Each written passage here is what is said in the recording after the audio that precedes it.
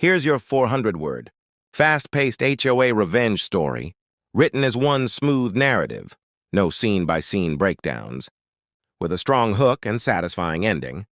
The notice was taped to my front door like a scarlet letter. HOA. Violation. $5,000 fine. Pay within 14 days or face legal action. No warning, no discussion. Just a cold-typed accusation claiming I'd made unauthorized structural modifications to my home. The so-called violation? A small wooden ramp I'd installed for my father after his knee. Surgery, temporary, safe, barely visible from the street. I went to the HOA office the next morning, fine notice in hand. 3 board members sat behind a folding table like judges who'd already decided my fate. They didn't look up when I spoke.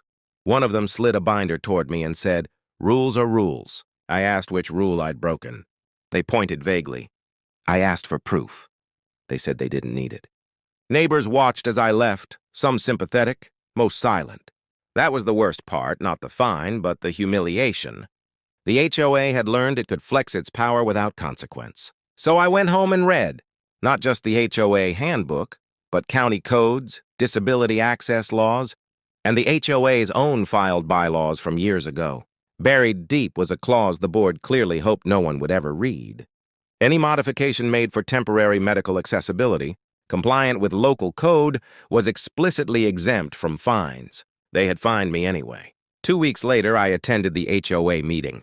Full room, same board members, same smug expressions. They asked if I was there to negotiate a payment plan. I stood up, calm and steady, and said one sentence. Before this meeting continues, I'd like it entered into the record that this fine violates Article 7, Section 14 of our bylaws and the county's medical accessibility ordinance, and that I have already forwarded documentation to a civil rights attorney. The room went silent. One board member coughed. Another suddenly found interest in their notes. The president asked for a recess. When they returned, the fine was withdrawn, publicly, immediately. They even apologized, something I'd never seen before. A month later, the board quietly dissolved after an audit uncovered multiple similar mistakes. New leadership took over. Rules were rewritten, and no one ever tried to bully a homeowner like that again. Sometimes power isn't loud.